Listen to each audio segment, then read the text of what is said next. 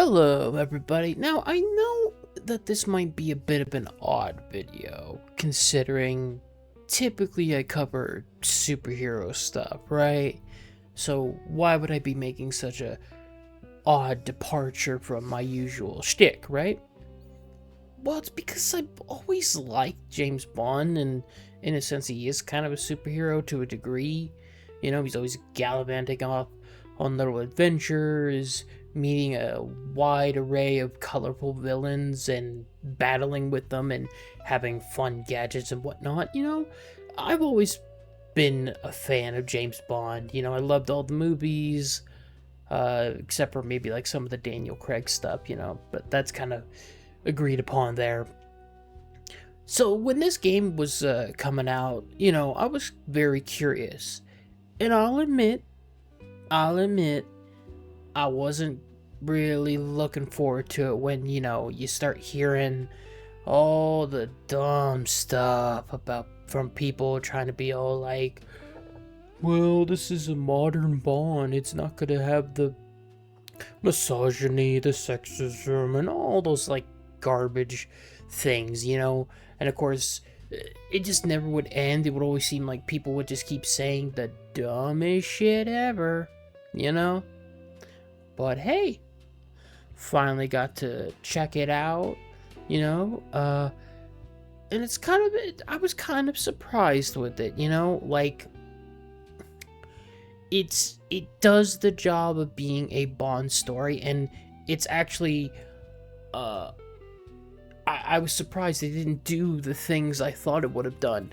It's like, okay, yeah, sure, Moneypenny and M kind of got swapped around a bit, but that's fine. It's whatever.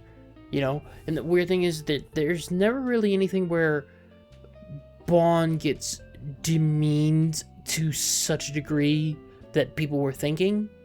Like, I think the only time he ever gets clowned on is like very early on in the beginning, but that's because he's like the rookie, and that's sort of like the gimmick. You always clown on the rookie. Even then, like Bond is like allowed to be a cool badass. Like, he gets to do stuff. Like, he actually gets to kill the bad guy. He actually gets to save the day. He actually gets to bang multiple women. It does like all of the things you would expect for a Bond story to be.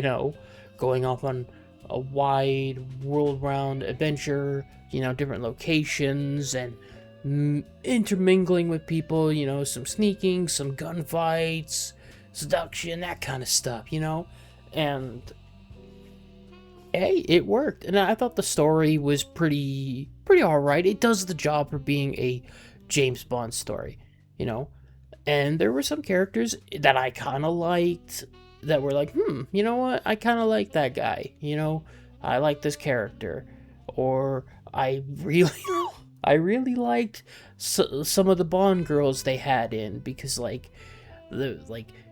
had this one chick named Teresa Lorca, and she's only in there for like, I don't know, one level, two-ish levels, and the chemistry with that one and Bond was like really great. Also helped that they actually made a beautiful model. I mean, just saying. Just saying. And I'm sad that she wasn't around more, which kind of sucks, but hey, it is what it is, it's a Bond story. The plot's, as I said, it's pretty simple. Bond gets recruited by MI6, and he gets thrown in as a double O.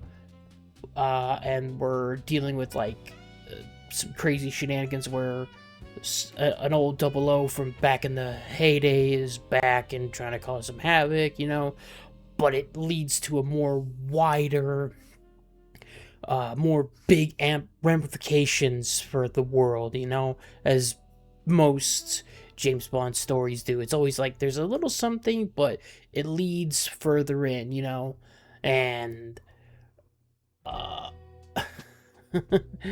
for gameplay, I mean, I don't know, if you played a Hitman game or an Uncharted game, you're pretty much more or less played the mechanics of it, because it does that style. Like a lot of the time, like you are walking around in rooms trying to do stealth sequences, and they offer you multiple ways to handle certain cases, you know, like how do you get in through this way, or how do you get in through that way. You know, they'll give you chances, and you got to do the Hitman style thing where it's like multiple steps to get in a way through it, you know. And of course, obviously, you could just start brawling and then like do that, but it doesn't feel right when you do that, you know. And it's not like you get a deduction point or anything. It's just like it's just the player themselves punishes themselves for it, because they're like, oh, I could have gotten in there smoother, you know, that kind of thing. And the gunfighting is pretty alright. They do really want to emphasize you using more guns, because the ammo count is very low half the time.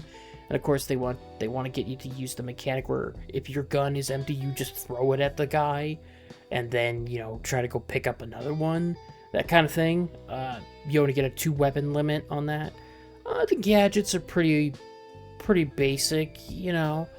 I guess I'm just happy that you know, we had some fun, kooky gadgets, because after the Daniel Craig era, pretty much just did nothing with them. I was happy to like get gadgets, and even beyond like the gadgetry that you would expect for James Bond to be running around with, it was just gadgets all around, which was like, I'm a gadget guy, so that helped a lot for me. The villain is like, the villains are, they're not, I don't think they're gonna really hold up to the greats of, like, if you were to say like Goldfinger or Le Chiffre from Casino Royale or Spectre, you know, they do the part, you know, it fits the era, you know, and it fits the formula. Like, you always have like your main bad guy, then you have the colorful henchman type character to go with him, so on and so forth, you know. But yeah, I don't have a lot to say, because I actually kind of like this, and I don't want to really spoil anything, you know, like more than I really need to. Would this be worth $80? I don't know if I would go for that, but if there's ever a chance you guys find it on a sale or something, I would check it out, because this game was actually a lot better than I thought it would be, you know? Like, maybe the gameplay for you guys might be, mileage may vary or not, but story itself was pretty decent.